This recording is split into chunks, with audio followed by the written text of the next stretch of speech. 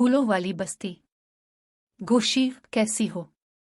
11 साला अदीला टोकरी पकड़कर घर से बाहर निकली तो इसी वक्त गोशी भी अपने घर से निकली। गोशी ने मुस्कुराकर उसकी तरफ देखा। अदीला भी अपनी टोकरी पकड़कर उसके साथ चलने लगी। दोनों सहेलियां बातें करती हुई करीबी बाग में पहुंच गईं। इस गांव के लोग गुलाब के मुख्तलिफ अक़साम के फूल बड़ी तादाद में काश्त करते और फिर करीबी शहरों में उन्हें अच्छे दामों में बेच देते, इसलिए यह बस्ती फूलों वाली बस्ती के नाम से मशहूर थी। यहाँ रंग रंग और मुख्तलिफ अक़साम के फूलों के बागात थे। तुम दोनों इतनी देर से आई हो? बाग में काम करती बीबी गुल ने एक नज़र इन दोनों पर डाली। बीबी गुल उनके पड़ोस में रहती थी। दोनों बच्चियां उनके साथ ही आती और जाती थी। बीबी गुल बस्ती की बच्चियों को कुरान की तालीम भी देती थी। वो मैट्रिक पास थी, इसलिए बस्ती के बच्चों को सुबह के वक्त पढ़ाती भी थी। दोपहर में काम करने बाग में आ जाती, क्योंकि यह उनका खानदानी पेशा था। वो सब मिलकर काम करने लगे। वो दोनों बातें करते हुए फूल तोड़ तोड़ कर अपनी अपनी टोकरी में डाल रही थी। तुम्हें पता है रानी ने कल क्या किया? गोशी ने अचानक धीमी आवाज में कहा। नहीं, वो कल तुम्हारे कान में कुछ कह रही थी ना? वो अपनी सौतेली माँ के बारे में बता रही थी। बहुत जालिम है इसकी सौतेली माँ। गोशी ने कानों को हाथ लगाया।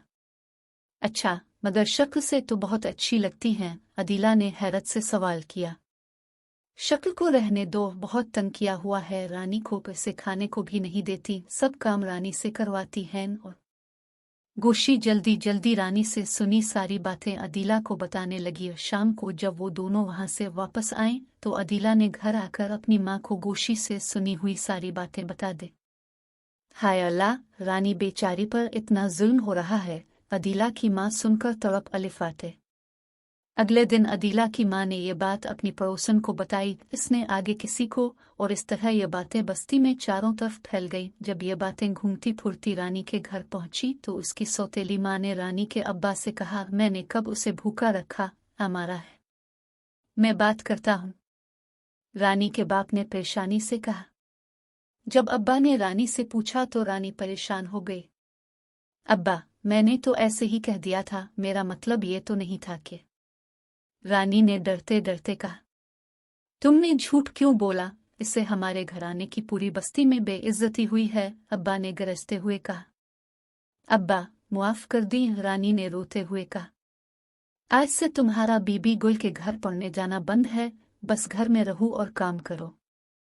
अब्बा ने फैसला सुनाया और चले गए। रानी रोने लगी। कुछ दिन पहले रानी की अपनी सौतेली माँ से किसी बात पर बहस हो गई, जिसका गुस्सा इसने झूठी कहानी बनाकर निकाला। मगर वो नहीं जानती थी कि इसकी बनाई हुई झूठी कहानी पूरी बस्ती वालों को मालूम हो जाएगी। इसे गोशी पर सख्त गुस्सा आ रहा था, जिसने राज को राज नहीं रखा था। कुछ दिन तक जब रानी गैर हाजिर रही तो बीबी गुल ने अदीला और गोशी को उसकी खैरियत मालूम करने इसके घर भेजा। रानी ने गोशी को देखा तो इस पर बहुत गुस्सा हुई कि उसकी वजह से आज ये दिन देखना पड़ा है। गोशी और अदीला वापस आए और बीबी गुल को सारी बात बताई। सारी बात सुनकर वो सर पकड़कर रह गई।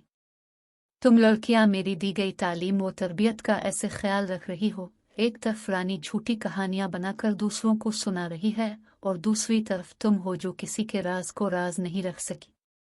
बीबी गुल, मुझसे गलती हो गई, गोशी ने रोते हुए कहा। बीबी गुल ने चुप खड़ी अदीला की तरफ देखा। और अदीला, तुमने भी राज को राज रखने के बजाय घर जाकर शोर मचा दिया। तुम दोनों की हमाकत की वजह से सारी बस्ती का माहौल बोझल हो गया है। सब रानी की माँ को बारा कह रहे हैं, जबकि इस बेचारी का कोई कसूर भी नहीं है, बीबी गुल ने फिक्रमंदी से कहा। अदीला ने शर्मिंदगी से सर झुका लिया। अगले दिन बीबी गुल इन दोनों को लेकर रानी के घर गई। रानी के अब्बा और सौतेली माँ को बिठाकर सारी बात समझाई। बस्ती में बीबी गुल की बहुत इज्जत थी, इसलिए सब उनकी बात गौर से सुनते थे। बच्चियां नादान हैं, उनसे गलती हो गई है, मुआफ कर दी, बीबी गुल ने नरमी से कहा। तो रानी की सौतेली माँ ने अलिफाटे कर उसे गिले लगा लिया। सबके चेहरे खुशी से खिल अलिफाट है।